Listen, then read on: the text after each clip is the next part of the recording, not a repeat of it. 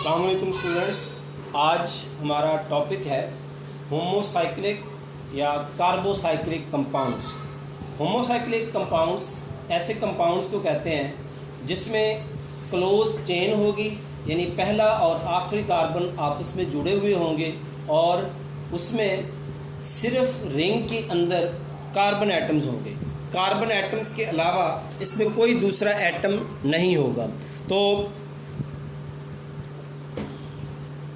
इसमें इसकी further two types हैं, एलिसाइक्लिक और aromatic.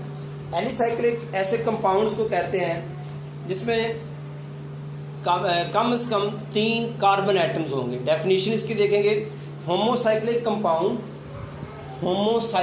Compounds which contain a ring of 3 और मोर कार्बन एटम्स, यानी जिसके अंदर कार्बन एटम कम से कम 3 होंगे, ज़्यादा से ज़्यादा कुछ भी नंबर हो सकता है। मसलन इसमें 3 होंगे तो इसका नाम लिखते हुए याद रखना है कि जब भी आप क्लोज चेन कंपाउंड्स का नाम लिखते हैं तो उसके नाम के साथ साइक्लो का इजाफा किया जाता है।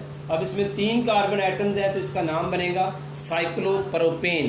इसी तरह अगर 4 कार्बन एटम होंगे तो इसका नाम बनेगा साइक्लोब्यूटेन। इसी तरह 5 कार्बन होंगे तो साइक्लोपेंटेन। तो इसका जो जनरल फार्मूला बनेगा, यानी हाइड्रोजन एटम पूरे करने के लिए, वो होगा CnH2n।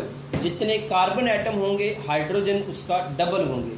तो ये डबल क्यों लगाएंगे? क्योंकि हमने कार्बन के 4 बाड पूरे करने हैं। इसको जैसे मैंने लिखा है, ये भी CH2 है तो कार्बन के साथ 2 हाइड्रोजन है, 2 बाड ये हैं, 2 ये हो जाएंगे, 4 हो जाएंगे। इस तरह इसका भी CH2, इसका भी CH2, ये 4 बाड इसके कंप्लीट हो जाएंगे। तो इसी तरह इनका भी ये C4 है तो H8 होंगे, इसका C5 है तो H10 होंगे।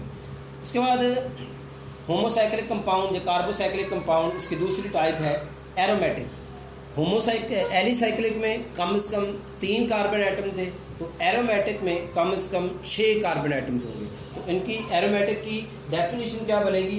The carbocyclic compound contain at least 1 benzene ring. ऐसे कार्बोसाइक्लिक कंपाउंड, यानी जिसमें कार्बन एटम सिर्फ होते हैं, उनको कार्बोसाइक्लिक कहते हैं। ऐसे कार्बोसाइक्लिक कंपाउंड जिनके अंदर कम से कम 1 बेंजीन रिंग होगा। अब बेंजीन रिंग क्या है? बेंजीन में ये होता है कि इसमें एक डबल बॉन्ड और एक सिंगल, फिर डबल बॉन्ड, एक सिंगल, फिर डबल बॉन्ड, एक सिंगल। जिस तरह उसमें देखा कि हर कार्बन के साथ 2 हाइड्रोजन लगे हुए, इसमें हर कार्बन के साथ 1 हाइड्रोजन होगा।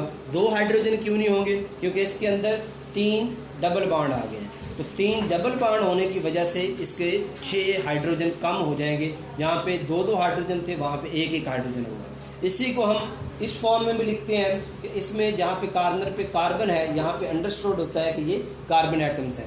और ये जो डबल बॉन्ड है 3, ये चूँकि रोटेट कर रहे होते हैं, ये फिक्स नहीं होते, कभी इधर आ जाते हैं, कभी इधर, ये कभी इधर चला जाता है।